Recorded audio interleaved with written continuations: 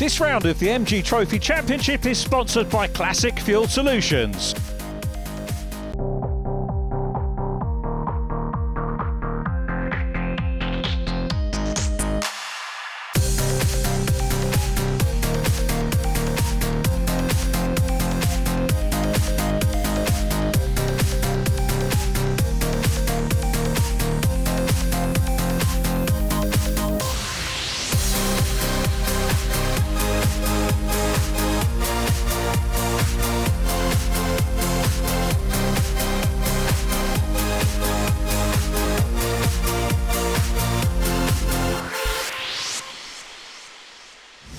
Hello and a very warm welcome to Brands Hatch for round 4 of the 2018 MG Trophy Championship. 3 races for the price of 1, effectively, 3 different classes involved, starting with Class A, the most powerful cars, the 190 brake horsepower machines, Class B for the 170 brake horsepower cars, and then the standard class 160 brake horsepower in Class C. Before we do anything else though, let's have a look back at the highlights of Race 1. Race 1 of the weekend was held in very wet and slippery conditions, at least at the start of proceedings. Graham Ross was making progress. He qualified behind a number of 170 class cars and was making a lot of progress here, passing second place in the 170s, Paul Luthi. He made the move on the class leader, Ryan Firth, a little bit further round the lap going into clearways. Paul Luthi had a super battle in the early stages. Jake Fraser-Burns coming from way back on the grid to challenge for second place, but those conditions were starting to catch people out. Initially Samuel Johnston having a moment, tail end happy there. Number 6 Ben Mills just clatters into Richard Marsh. Patrick Booth having problems, as does his brother, who set the pole position time in Class C. That was John Booth, who was in the gravel but managed to get it out. Pressure from Chris Bray perhaps contributed to the issues for Jason Burgess, who initially led the race but then lost the lead to Bray, the triple champion, returning to the championship. Burgess had another moment and wound up in the gravel at Paddock Hill Bend. Before this, bang, brought out the red flags. Andy Firth thankfully was okay, the car however was not. On the restart, Ross made a very good start and got up into third place behind Bray and Burgess, who continued to lead. Paul Luthi was determined to try and get another win, but got crossed up at Paddock Hill Bend, and there were problems for Ben Mills, who lost a couple of places with that moment exiting clearways. Another issue there for John Booth, who perhaps saw the moment there that lost him a potential win in Class C. His brother Patrick was running well though, having a good dice with Mike Harris in car number 37. That trio of drivers battling for 11th, 12th and 13th in Class B right the way through the race.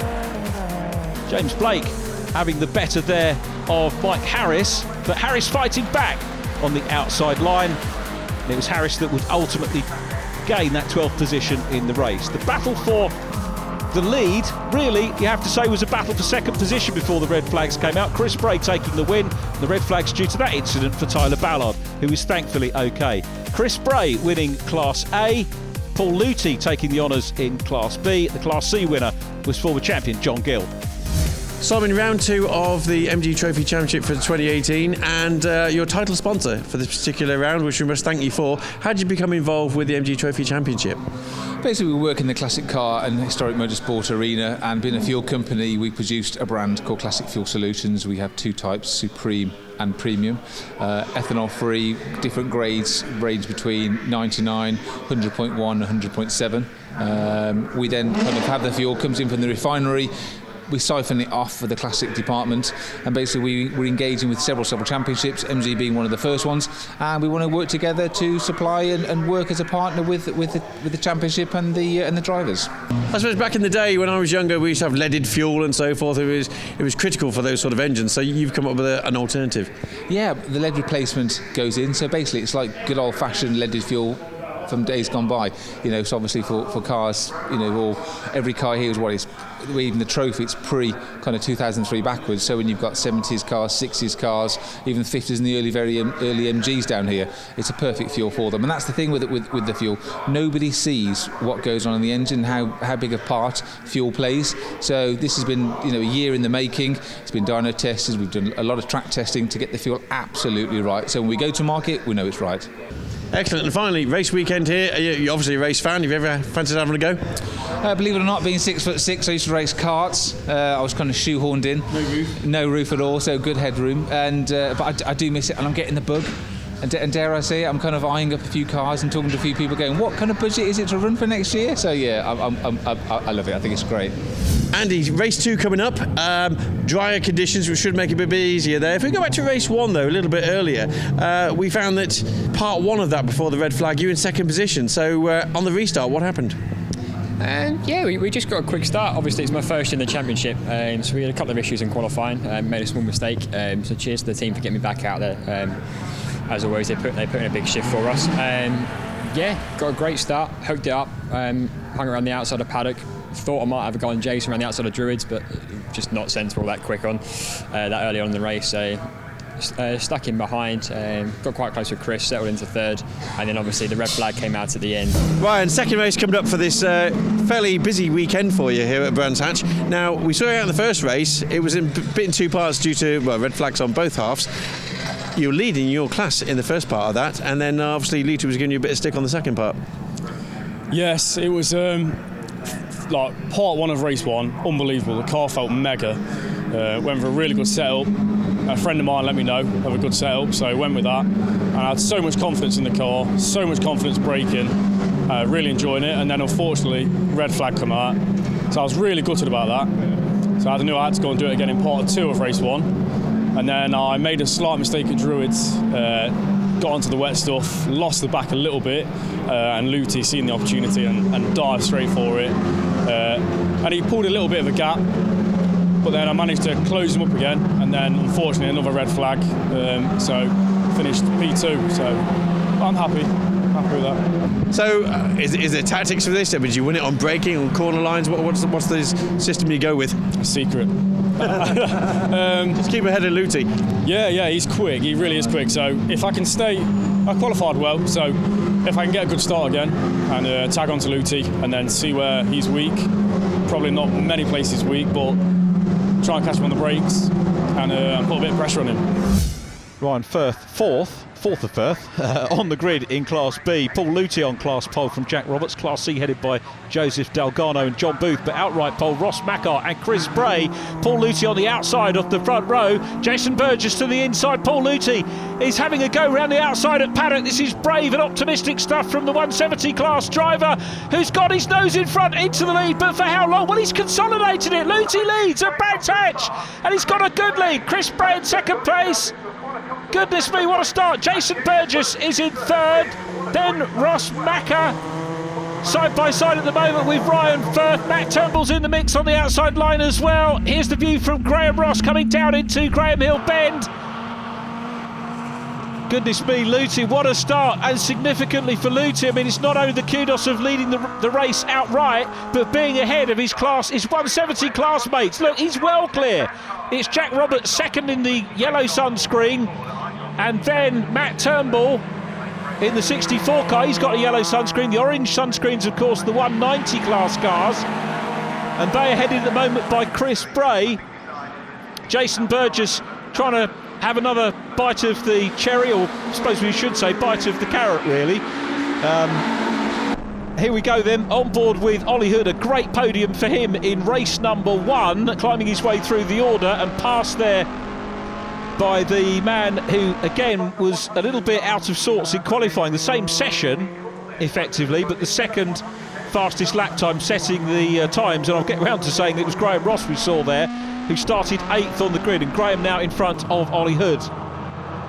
Ollie starting back in 14th on the grid, so Ollie's made a lot of progress already, and you can see Richard Marsh up ahead. Richard Marsh started behind Graham Ross, so Graham really not having the best of starts, but again, inside line going into Surtees, goes past Matt Turnbull in 64, chasing Jack Roberts. In behind them is Ryan Firth. His dad Andy, incidentally, okay after the first shunt in race number 1. Side by side here, outside line for Andy Spencer. Orange Sunstrip telling us it's the Class A car, and discretion being the better part of valour there. Paul Luthi still the leader and getting away here. Chris Bray in second, Jason Burgess third. Coming up in the mix is Ross Macker. Then it's Jack Roberts and Ryan Firth. They want to get back on the podium as well.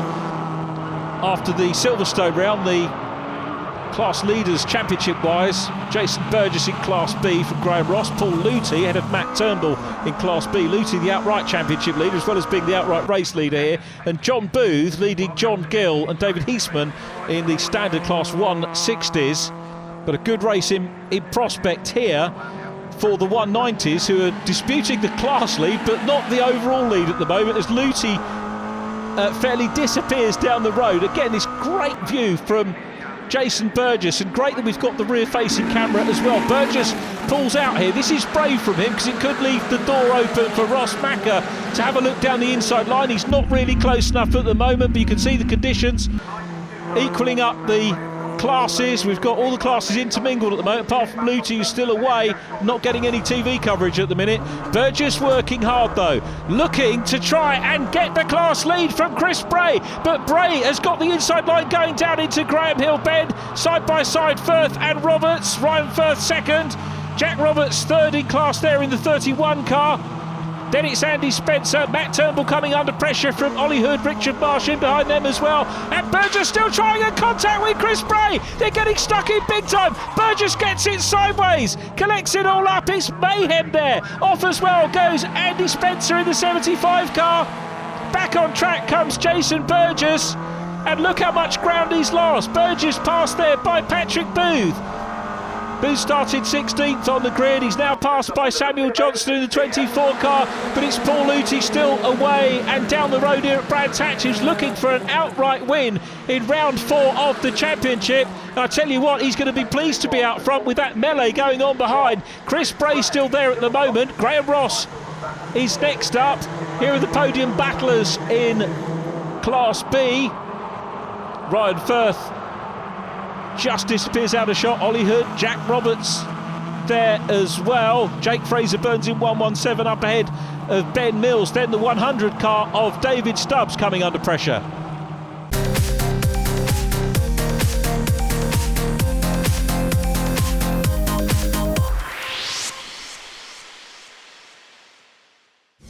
Paul Luthi here in Class B leads the race. This is the battle for second place and the Class A lead, which is held at the moment by Chris Bray after the shenanigans earlier on. Graham Ross to the inside line of Ross Macker, and then a big bun fight going on at the moment. 4 cars dicing for second place in Class B. Ollie Hood holding that at the moment. Ryan Firth looks to the inside. Matt Turnbull, who was a double winner here last year in Class C, looks on the inside line as well. Turnbull goes up to third. Ollie Hood is down to fourth. Is that going to be fifth in class? No, I don't think it is.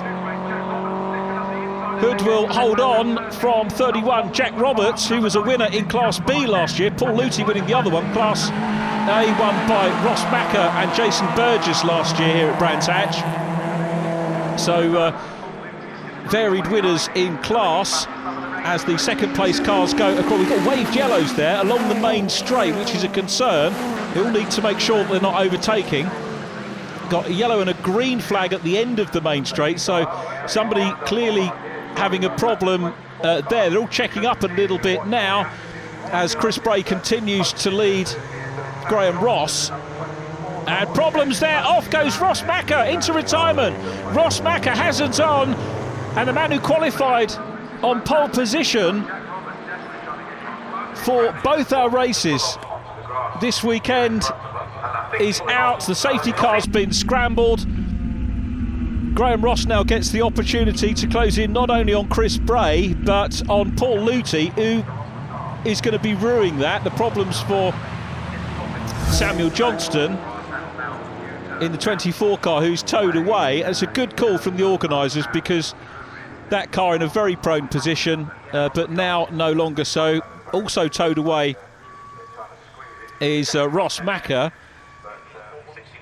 Safety car lights are now off, and that means that Paul Luthi will lead them. And keep your eyes on the cars behind, because remember, we've got a 170 brake horsepower car leading the two 190s, and you'd expect the 190s to, now they're closer, to have this stab at going through. Look at Graham Ross getting it all sideways. It must be slippery there. And a change of positions before they get to flag. I don't think that could have been missed, to be fair, by the drivers. So I'm guessing no judicials. We go green here, but it looks very slippery there on the exit of Clearways. Paul Luthi gets a great start.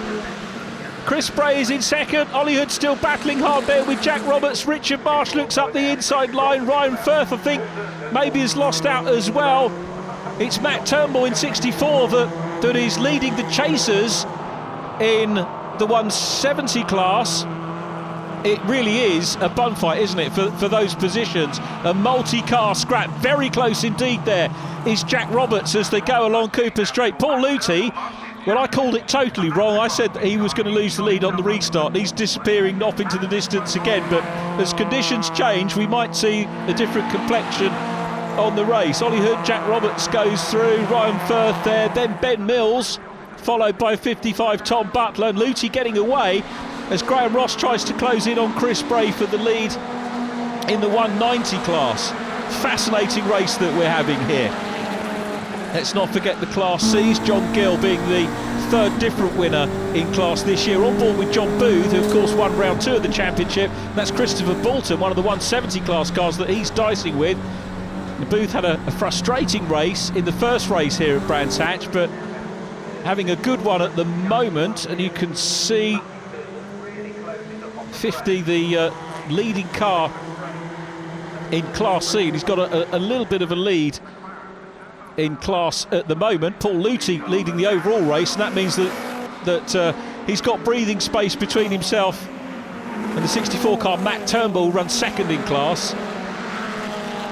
Turnbull's having a look down the inside line and passes Chris Bray, who's slipping back. Ollie Hood trying to make progress as well through on the inside line. Hood goes through. Hood running third in class at the moment. Bray dropping back.